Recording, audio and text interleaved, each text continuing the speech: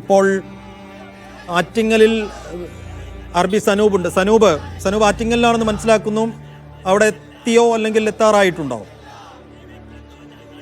സൈഫുദ്ദീൻ, ഞാനിപ്പോൾ നിൽക്കുന്നത് ആറ്റിങ്ങൽ മൂന്നുമുക്കിലാണ്. ഇവിടെയും ആളുകൾ തിങ്ങി നിറഞ്ഞു നിൽപ്പുണ്ട്. പക്ഷേ PS-ഉമായിട്ടുള്ള വിലാപയാത്ര ഇപ്പോ കോരാണി എത്തുന്നതേ ഉള്ളൂ. അതായത് 18ാമത്തെ പോയിന്റ് ആയിട്ടുള്ള കോരാണി എത്തുന്നതേ ഉള്ളൂ. കോരാണി കഴിഞ്ഞാണ് 19ാമത്തെ പോയിന്റ് ആയിട്ടുള്ള മൂന്നുമുക്ക്, അതായത് ആറ്റിങ്ങൽ മൂന്നുമുക്ക് ജംഗ്ഷൻ. അതിനുശേഷം 20ാമത്തെ പോയിന്റ് ആറ്റിങ്ങൽ ബസ് സ്റ്റാൻഡ് ആണ്. അത് കഴിഞ്ഞ് കച്ചേരി നടയുണ്ട്, അതുപോലെ ആലങ്കോട്, കടുവയിൽ, കല്ലമ്പലം, നാവായിക്കുളം, 28ാം മൈലും കഴിഞ്ഞ് കടമ്പാട്ട് കോണം കൂടി കഴിഞ്ഞ്, അതായത് 27ാമത്തെ പോയിന്റ് ആയിട്ടുള്ള കടമ്പാട്ട് കോണം കൂടി കഴിഞ്ഞാൽ മാത്രമേ തിരുവനന്തപുരം ജില്ല വിലാപയാത്ര പിന്നിട്ടു എന്ന് പറയാൻ കഴിയൂ. അതിനുശേഷം കൊല്ലത്തേക്ക് കടക്കും. കൊല്ലത്തും 18ഓളം പോയിന്റുകളുണ്ട്. അപ്പൊ അതുകൊണ്ട് തന്നെ നേരത്തെ നിശ്ചയിച്ച പ്രകാരമാണെങ്കിൽ നേരത്തെ നിശ്ചയിച്ചത് വെറും 8 മണിക്കുള്ളിൽ ആലപ്പുഴയിൽ എത്തണമെന്നതായിരുന്നു ഒരു തീരുമാനം. പക്ഷേ നമ്മൾ കണ്ടതാണ് വെറും 6 മണിക്കൂർ പോലും സഞ്ചരിക്കാൻ വേണ്ടി 4 മണിക്കൂറൊക്കെ വേണ്ടി വന്നപ്പം ഇടയ്ക്കിപ്പോ മഴ പെയ്തു. ആ മഴ കാരണം ചെറുതായിട്ടൊന്ന് ഈ വിലാപയാത്രയുടെ വേഗത കുറഞ്ഞു. പക്ഷേ ഇനിയിപ്പോ മഴ മാറിയിട്ടുണ്ട്. വേഗത്തിൽ തന്നെ വിലാപയാത്ര മുന്നോട്ട് പോകും. പക്ഷേ ഈ പറയുന്ന പോയിന്റുകളിലൊക്കെ ജനം ഇപ്പോഴും തടിച്ചുകൂടി നിൽക്കുന്നുണ്ട്. അവിടെ എല്ലാം തന്നെ നിർത്തി ജനങ്ങൾക്ക് അന്തിമോപചാരം അർപ്പിക്കാൻ വേണ്ട സൗകര്യം ഒരുക്കിയ ശേഷം മാത്രമേ ഈ വിലാപയാത്ര മുമ്പോട്ട് പോകൂ എന്ന്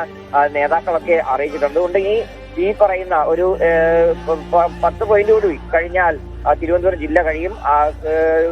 നേരെ കയറുന്നത് ആറ്റിങ്ങലേക്കാണ്. ആറ്റിങ്ങൽ പാരിപ്പള്ളിയിൽ 2 പോയിന്റ് ഉണ്ട്, കടക്കലും ചടയമംഗലം കഴിഞ്ഞാൽ പിന്നെ ചാത്തന്നൂര്, പുനലൂർ, കുന്നിക്കോട്, അഞ്ചൽ, പത്തനാപുരം, കൊട്ടിയം, കൊല്ലം ഈസ്റ്റ്, കുണ്ടറ, നെടുവത്തൂർ, കൊട്ടാരക്കര, അഞ്ചാലമൂട്, ചവറ, കരുനാഗപ്പള്ളി, കുന്നത്തൂർ, അതിനുശേഷം ചൂരനാട് കൂടി കഴിയുമ്പോൾ മാത്രമേ കൊല്ലം ജില്ല പിന്നിടുകയുള്ളൂ. കൊല്ലം ജില്ല പിന്നിട്ടാൽ പിന്നെ ഉള്ളത് ആലപ്പുഴ ജില്ലയിലേക്കാണ്. ആലപ്പുഴ ജില്ലയിൽ നിലവിൽ 12 പോയിന്റാണ് ഉദ്ദേശിച്ചിട്ടുള്ളത്. അതായത് കൊല്ലം ജില്ല അതിർത്തിയായിട്ടുള്ള ഓച്ചിറ കടന്ന് നേരെ ജില്ലയിലേക്ക് കയറുമ്പോൾ KPSC ജംഗ്ഷൻ കഴിഞ്ഞ് കായംകുളം KSRTC ജംഗ്ഷനുണ്ട്, കരിയിലക്കുളങ്ങരയുണ്ട്, Nangiyar Kulangara, Haripad KSRTC bus junction, Danappadi, Karuvatta, Thottappally, Purakkad, Ambalappuzha, Vandanam medical college ജംഗ്ഷനൂടെ കഴിഞ്ഞാൽ പുറവന്തോട് വഴി നേരെ VS-ന്റെ വീട്ടിലേക്ക് തിരിക്കും. പക്ഷേ ഈ ഉദ്ദേശിച്ച ഈ സമയം അത് എപ്പോഴായിരിക്കും എന്നുള്ളതാണ് സംശയം. കാരണം എല്ലായിടത്തും രാത്രി വൈകിയും ജനം ഉണ്ടാവും എന്നുള്ള കാര്യം സംശയമില്ല. പ്രത്യേകിച്ച് ആലപ്പുഴ ജില്ലയിലേക്ക് കയറുകയാണെങ്കിൽ തീർച്ചയായിട്ടും വലിയ ജനാവലി തന്നെ VS-നെ കാണാൻ വേണ്ടി എത്തും എന്നുള്ള കാര്യം ഒരു സംശയവും വേണ്ട. PC സൈഫുദ്ദീൻ നിശ്ചയിച്ചത് 8 മണിയാണെങ്കിൽ ആ 8 മണിയും കഴിഞ്ഞ് ഇപ്പോ മണി 9:30 കഴിഞ്ഞിട്ടുണ്ട്. 9:30 മണിയും കഴിഞ്ഞ് ഈ തിരുവനന്തപുരം ജില്ല തന്നെ പിന്നിടണമെങ്കിൽ ഇനിയും ഏറെ മണിക്കൂർ വേണ്ടിവരും. മഴ പെയ്തത് വേഗത കുറച്ചെങ്കിൽ ഇപ്പോ വേഗതയിൽ തന്നെയാണ് ഈ വിലാപയാത്ര മുന്നോട്ട് പോകുന്നത്.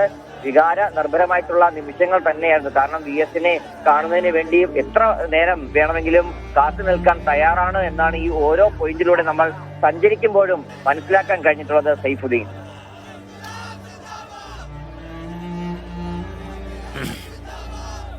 സനൂപ്, ഇപ്പോൾ ഈ ആറ്റിങ്ങൽ 2ഇടങ്ങളിൽ നിർത്തുമെന്നാണ് നമ്മൾ ഈ നേരത്തെ പാർട്ടി തന്നെ പുറത്തുവിട്ട ഷെഡ്യൂളിൽ കാണുന്നത്. അപ്പോൾ ആറ്റിങ്ങൽ കഴിയുമ്പോഴത്തേക്കും തന്നെ 10 മണിയാകും എന്നൊരു തോന്നലുണ്ടോ? എന്തായാലും 10 മണി കഴിഞ്ഞ് മാത്രമേ ഈ ആറ്റിങ്ങൽ എത്താനുള്ളൊരു സാധ്യതയുള്ളൂ. കാരണം ഇനിയിപ്പോ കോരാണി പിന്നിടേണ്ടതുണ്ട്. കോരാണി കഴിഞ്ഞ് അതിനുശേഷമാണ് കോരാണി കഴിഞ്ഞ അടുത്ത പോയിന്റ് ആണ് ഈ ആറ്റിങ്ങൽ മൂന്നുമുക്ക് ജംഗ്ഷൻ എന്ന് പറയുന്നത്. അപ്പൊ ആറ്റിങ്ങൽ മൂന്നുമുക്ക് ജംഗ്ഷൻ കഴിഞ്ഞതിന് ശേഷമാണ് ആറ്റിങ്ങൽ ബസ് സ്റ്റാൻഡും ഉണ്ട്. അങ്ങനെ ആറ്റിങ്ങൽ തന്നെ 2 പോയിന്റ് നിശ്ചയിച്ചിട്ടുണ്ട്. ഞാൻ ഇപ്പോൾ നിൽക്കുന്നത് ഈ മൂന്നുമുക്കിലാണ്. മൂന്നുമുക്കിൽ എത്താൻ ഈ സമയമെടുക്കും. കാരണം കോരാണി പിന്നിട്ടാൽ അവിടെ ഇടയ്ക്കൊക്കെ ചെറിയ ആൾക്കൂട്ടം നമ്മൾ വരുന്ന വഴി കണ്ടതാണ്. അവിടെയൊക്കെ ഒന്ന് നിർത്തിക്കൊടുത്ത് ജനങ്ങൾക്ക് അന്തിമോപചാരം അർപ്പിച്ച് VS-നൊന്ന് കാണാൻ വേണ്ട അവസരം എന്തായാലും ഉണ്ടാകും. കാരണം ഇത്രയും രാത്രി വൈകിയൊക്കെ കാത്തു നിൽക്കുന്നവരാണ്, മഴ പെയ്തപ്പോഴും മാറി നിൽക്കാത്തവരാണ്. അപ്പൊ ആ ഒരു വികാരം മനസ്സിലാക്കിക്കൊണ്ട് അവരുടെ നേതാവിനെ കാണാൻ വേണ്ട എല്ലാ സൗകര്യവും ഒരുക്കി അത്ര പതുക്കെയാണ് പൊക്കൊണ്ടിരുന്നത്. എന്തായാലും അതിനുശേഷം ഈ ദേശീയപാത നിർമ്മാണമൊക്കെ നടക്കുന്ന കുറച്ച് ഭാഗമൊക്കെ ഉണ്ട്. അവിടെയൊക്കെ ജനക്കൂട്ടമൊന്നും ഇല്ല. അവിടെയൊക്കെ വേഗത്തിൽ സഞ്ചരിച്ച ശേഷം നേരെ നാലുമുക്കിൽ വന്ന് അതിനുശേഷം ഈ പറയുന്ന ബാക്കി പോയിന്റുകൾ കൂടി കടന്ന് തിരുവനന്തപുരം ജില്ല പിന്നിടുക തന്നെയാണ് ഉദ്ദേശിക്കുന്നത്. സൈഫുദ്ദീൻ, ശരി. കഴക്കൂട്ടത്താണ് നമ്മൾ ഇതിനു മുമ്പ് വലിയ ആൾക്കൂട്ടത്തെ കണ്ടത്. കഴക്കൂട്ടം കഴിഞ്ഞാൽ പിന്നെ ഏറ്റവും കൂടുതൽ ആളുകൾ തടിച്ചുകൂടിയ ഒരു സ്പോട്ട് എന്ന് പറയുന്നത് ഈ ആറ്റിങ്ങലാണ്.